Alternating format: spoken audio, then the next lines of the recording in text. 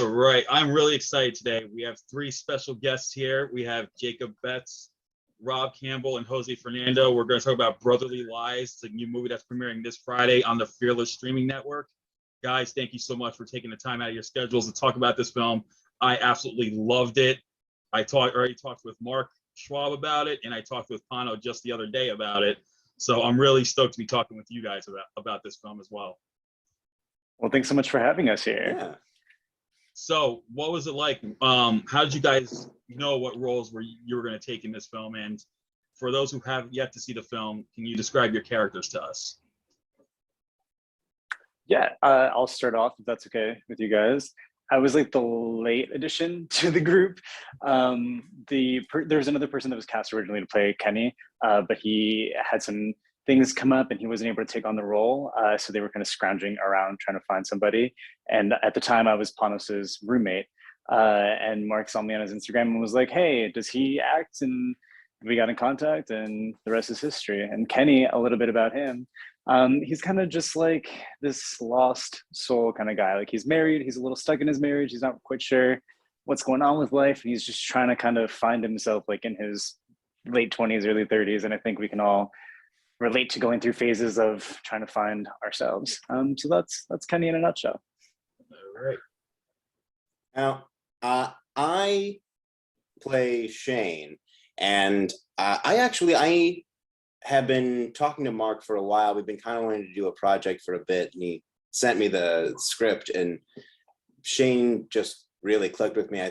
I really like him. I think Shane's the kind of guy who like always wants to be the best version of himself, but is never able to actually make the sacrifices to do that. Mm-hmm. He's the kind of person I think he's very smart, and he always wants to like do the right thing, but he's too scared and too immature to actually act on his intelligence. I don't know. I saw a certain tragedy in that. Yeah, I feel like he was kind of like, he wants to commit at the same time, but he also wants to have fun at the same time, but he doesn't know which path to take. So it's kind of conflicting for him. Yeah, he really wants to, it's like he wants to be known as somebody who'll do the right thing, but actually doing it is just too much. Yeah, exactly. So how about you, Rob?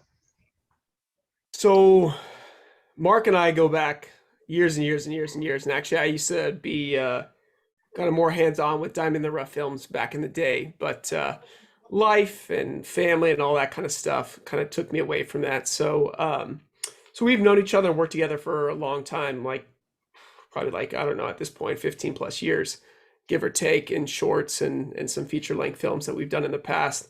And he ended up calling me up and was just said, hey, you got a chance to talk. Let me send something over to you, and talked me into playing David, who is the actor of the group, who may or may not be a bit dried up and past his prime, and looking for his next opportunity to stay relevant at whatever the cost. And I would say he likes to overtly have a good time, but I think that's to overcome some of the trauma and the stuff that he's gone through in his life and compartmentalized or hidden. Yeah, you're pretty much the co-lead with Pano, because you guys are the brothers in the title. As you know, you guys deal with this event different on different paths, and that's what makes the film what it is. Aside from the little love rectangle that goes on within the film, but it's more about how you guys are getting over this event, where you pretty much, your character sugarcoats everything, and just to you even sugarcoat your fiance in the movie. You say she does all this, she's doing all this, and and then of course when she's meeting with Shane, she tells the truth about what she really does, and it's just like it's your way of just like, you don't know how to deal with the event that happens in this film. So. But let me ask you guys this. Mark actually appears in the film as Harry, and he didn't want to do it originally. He's like, there's no way I'm doing this. But it was, his partners and producers who helped him convince him to take it. What did you guys think of Mark as an actor, aside from the directing? I thought he was fantastic. It was like fun to play around. Sorry, Jacob. No, no, no. No, yeah, it was like fun to play around with him. And like it was cool because like at times like you could tell he was a little nervous because he hasn't done it in a really long time and he didn't really want to do it. But it was so much fun to just play with him in those scenes. Yeah. It was really fun because he would always, like Jose, like you said, he vocalized me like, I'm really worried. I haven't actually acted in a long time. And then he gets up there and knocks it out of the park. And you're like, oh, shut up, Mark. You don't get to be nervous anymore. Exactly. Mark has no ego when it comes to this kind of stuff. And one of the things I think he mentioned to you, Albert, was that he would talk to his scene mates and get their opinion on how they would go about doing something. So he's always been really receptive, always open to kind of considering a different point of view and how somebody else may approach something. So, I mean, I will say that the lack of ego in those situations is fascinating. And it's fun because then it breaks you down. If you may or may not have an ego walking in or a way of doing things, having somebody say, well, what about this for me, makes you kind of reconsider some of the choices that you may have preemptively made so that you can actually find it in the real moment and do it together. Yeah, exactly. I mean, this is what I like about indie film directors. A lot of them are, a lot of I talk to don't have egos, and they're willing to listen to the actors about how to go about things. So for Mark, I'm sure it will, of course, with him, how he was nervous as hell for you guys. I think he wanted to make it work. I think he did quite a good job, hands down. Fully agree. Round of applause for Mark. Yeah, I know he's going to be listening to this. So, Mark, you can hear this from everyone. So we're all excited that you got to do this.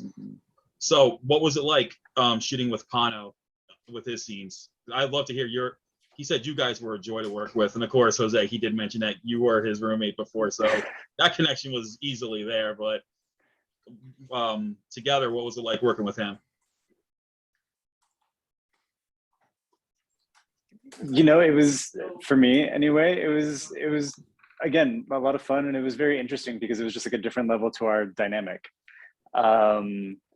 Because I mean we were every day together, and it was like during lockdown and pandemic and stuff. So to actually like be like in a professional setting with him was like a little just like different. But it was fun, and I got to learn so much about him as a person and like his just like work ethics and techniques and all those kind of things. So from my perspective, it was just cool seeing the different side of Panos. Yeah. I'd never even really met Panos before. I'd seen Shadows of the Mind, but I never actually like met him as a person. And he actually drove us up from LA. Me and Jose. Panos drove us like all the way up to the shooting location, and it was so great getting to. I mean, Jose and I knew each other beforehand, but like getting to talk and sort of all kind of know each other on this very casual ground before we all started acting. It was really nice. I had a bit of a different relationship. I had known Panos before. I produced or helped produce Shadows in Mind, Crisis Hotline, and so I knew him from the other side of the camera. So I don't know what that did in terms of how he felt about me. I think that's a question for him. Oh, he said he had a blast working with you. You don't have to sugarcoat that. That's fine. It's but yeah, but no. But it was, he said you guys were great. He said you were great. I will say that. He's just a sweet guy, and he's I mean, again, like when we talk about no ego and just wanting to come and do the work and do his best and give to the moment. It was just great. It's always fun when you can sit there and just have a good time and make art at the same time and not have to worry about it, not feel stressed and not feel frustrated. You could just be and have fun. And I think without a doubt across all of the cast, I think that was the overall feeling of just camaraderie and excitement and art creating and dodging COVID and doing in this beautiful house and having a blast and just, having fun. Yeah, what I liked about Pano was, and I told him like he has this knack for playing these characters who go through or are forced into a situation that he doesn't want to be in. Like in Shadows of Mind, aka Crisis Hotline, he was forced to get Danny drunk and record the two got the whole assault thing, and then here he's dealing with the traumatic event that happens, and he's forced in this situation where he's forcing himself in this case how to get over it, and but like aside from playing these tragic characters, like I said, off the screen, he's like you guys said, he's like such a wonderful guy to talk to. I had a little talk with him after our interview, and he was mentioning how much he doesn't really like where he's living now, but he's making the most of it. But but yeah, I totally agree with you guys. He's just an all around cool guy, and So one of the things about Panos is that like he's always just like so positive. Like he always finds, like, even though he might be like a ball of anxiety sometimes, like any of us, like he just always like brings this good vibe energy to things, and it's just infectious. So it's like great to like have that energy around. Yeah, and what I like what Mark did with the film was the lighting, because he told me that was all practical, and the one scene with Jacob, it's just one freaking candle, and it actually looks fantastic in the film. And it's just like he goes, and Mark was telling me, I just used one candle in that one scene. That's lighting the entire that one scene. I'm like, that looked amazing. It looked like it could have done post production with some sort of, but Mark said he had such a blast even doing the post production like virtually himself, and it's just amazing how it was all done. He did say though he mic'd each one of you instead of using a boom mic for obvious reasons, because you had was it easier for you guys to use that rather than a boom mic in terms of your dialogue? I don't think for me anyway, it didn't affect like my performance any differently. I know that they had some issues like later on when they were trying to like get the sound synced up in the post-production stuff. So I think it was a little more difficult in that regard, just because different things just weren't working the way they had hoped it would.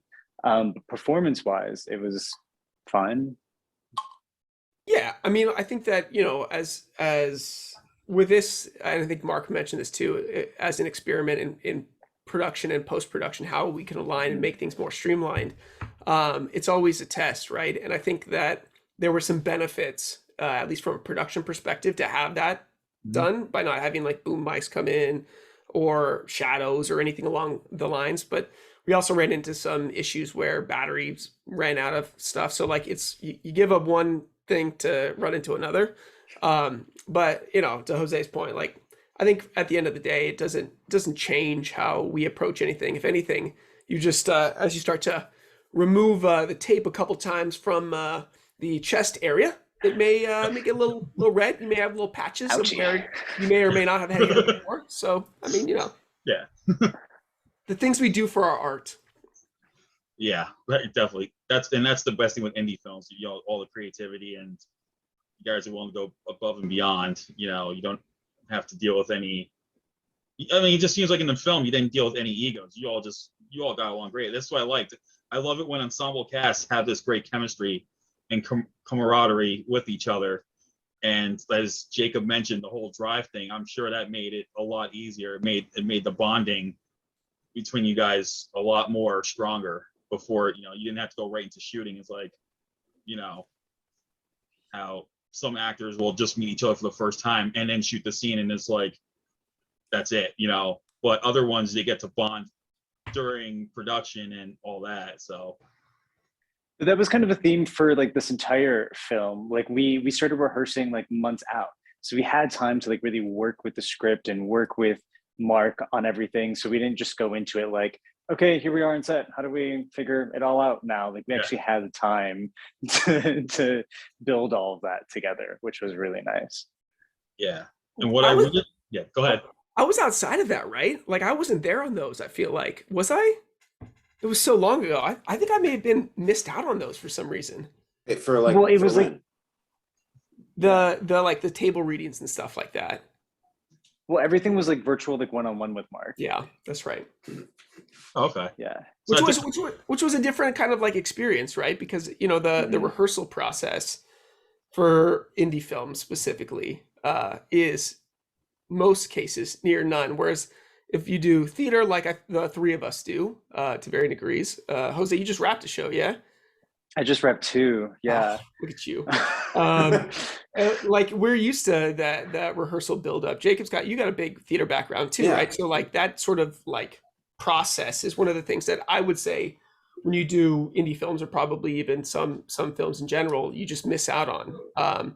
And Mark likes to sort of bridge that gap a little bit, and the way that he did it in this one was nice and interesting via Zoom and sort of like scene work one on one with the director, which I thought produced at least a nice little ramp up to get closer to the performance that he wanted for the film the moment you step on set.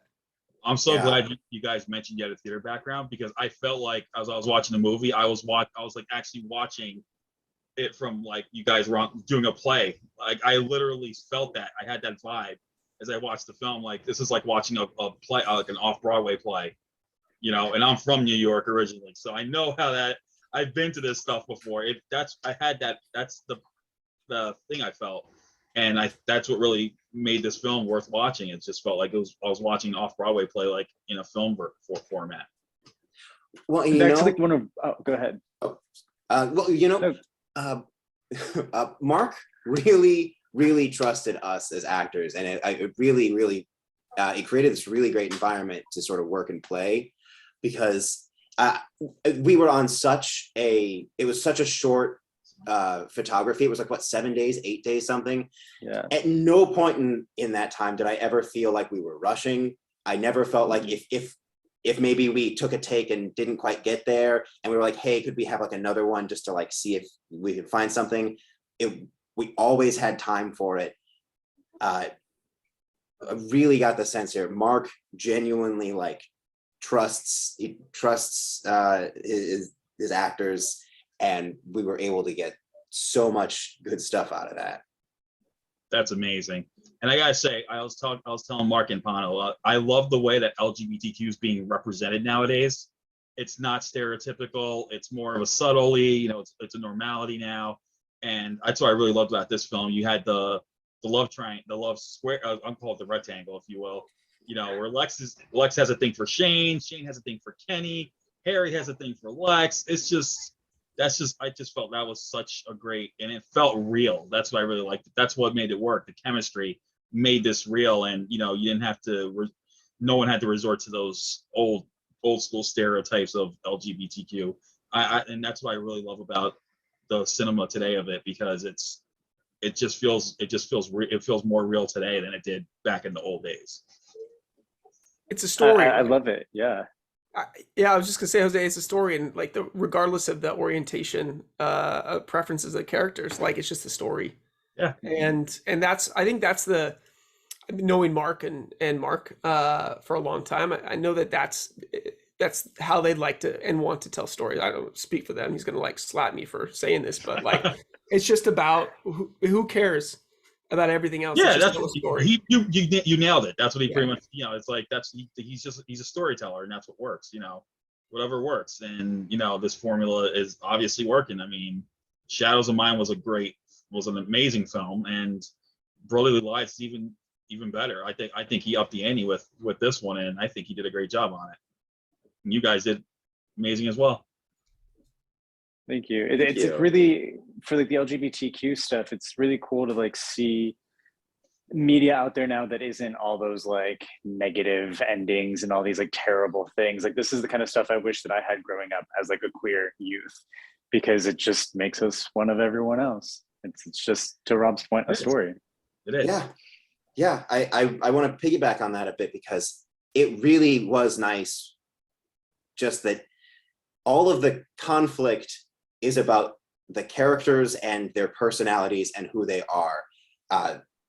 They are gay, but what is the actual conflict is separate from that. It's just they're just people being people, and it's really nice to have that. Yes, I totally. God, I wish I had that when I was a kid too. Yeah.